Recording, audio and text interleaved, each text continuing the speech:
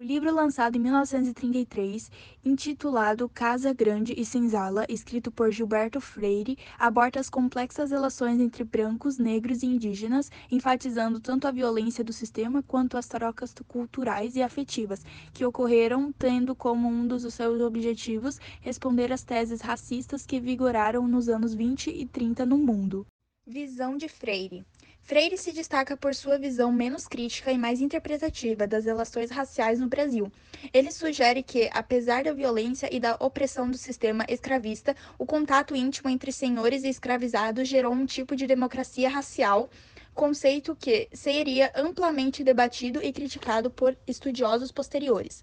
O autor argumenta que a dinâmica social entre a Casa Grande e a Senzala criou um tipo particular de relação entre as classes e raças, marcada tanto por exploração quanto por intimidade cultural.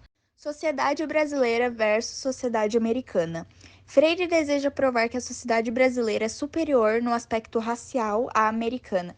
Nos Estados Unidos, a escravidão gerou duas populações, uma negra e outra branca, separadas legalmente. Já no Brasil, isso não ocorreu devido à flexibilidade do português católico tinha em relação ao negro e ao indígena. Miscigenação.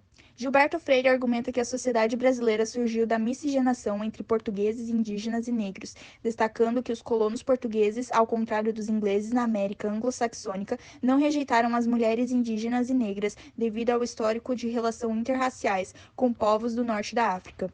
No entanto, ele não aborda o fato de que essas relações reforçavam a inferioridade das mulheres, já que os filhos nascidos dessas uniões não eram considerados legítimos. Escravidão.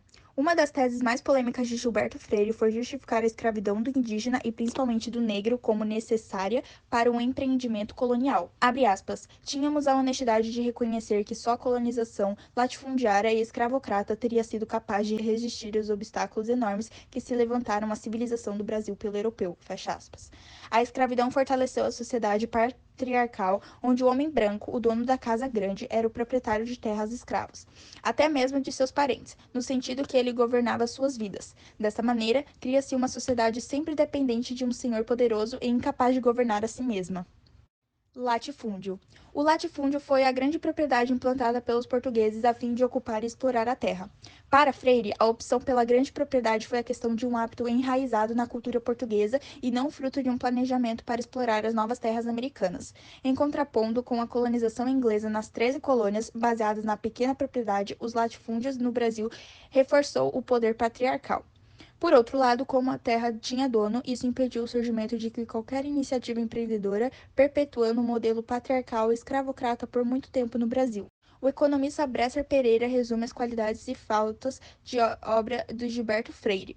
Em síntese, um livro que ajudou poderosamente a definir a identidade nacional brasileira, um livro conservador, mas corajoso, um livro radicalmente contrário ao racismo, mas legitimador da escravidão, um livro que nos dá uma visão extraordinária daquilo que se propôs, a vida social e sexual na colônia e no império, mas uma visão equivocada da economia desse período. Críticas à Casa Grande e Senzala. Apesar de sua importância, a obra de Freire também recebeu críticas especialmente por sua visão romantizada das relações raciais e sociais no Brasil colonial. Muitos críticos argumentaram que Freire minimizou a brutalidade da escravidão e as desigualdades estruturais que dela derivam.